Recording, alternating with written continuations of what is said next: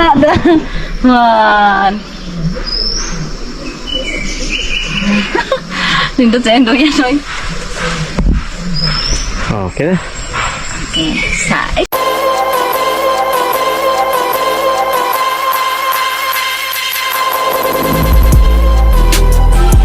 Hey guys! Welcome to my channel. It's me again and another day, another gala na naman po tayo.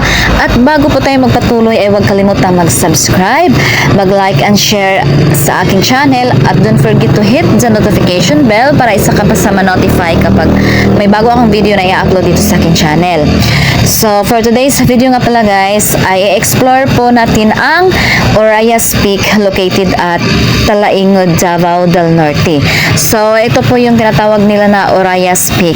And then, sa ngayon ay sumasakay po tayo ng duyan. So, bago ako sumakay dito ay tinanong ko muna yung tour guide namin kung maayos pa ba, pwede pa bang sakyan itong duyan kasi gusto ko magduyan.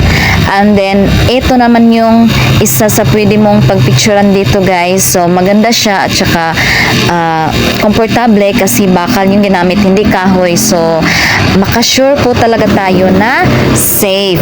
So, ayan, syempre, magrampa-rampa muna tayo kasi i-explore nga natin, diba? So, ganito po kaganda ang Orayas Peak. So, pero guys, isang tip, pag pumunta kayo dito ay dapat naka-rubber shoes kayo or naka-Spartan. Para hindi kayo mahirapan, syempre. Dahil kagaya ko na wala po talaga akong dalang tsinelas. So, nakasandal po tayong pumunta ng Orayas Peak. Pero, okay lang yan kasi unexpected adventure naman po itong sa amin.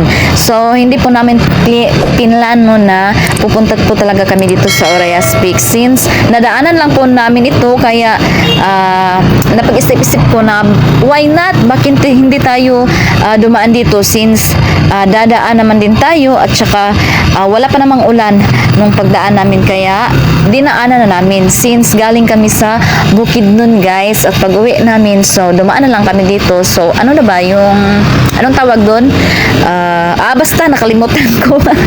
Okasyon. So occasion na yun kasi pauwi na kami ng Tagum City galing Bukidnon kaya dinaanan na namin to dahil hindi pa ako nakapunta dito. So, ang entrance fee nga pala dito guys ay 100 pesos per head. And sobrang ganda dito dahil sobrang lamig. Yung klima niya ay parang klima lang ng Maragusan or like parang nandun ka sa Baguio City or ganun na mga lugar, yung mga malalamig na lugar. So, ganun po ang klima dito sa Orayas Peak. So, pag nakadaan kayo dito, so wag niyong mawawala sa bucket list niyo ang Orayas Peak. So, puntahan niyo na para ma-experience din niyo ang pag-hike.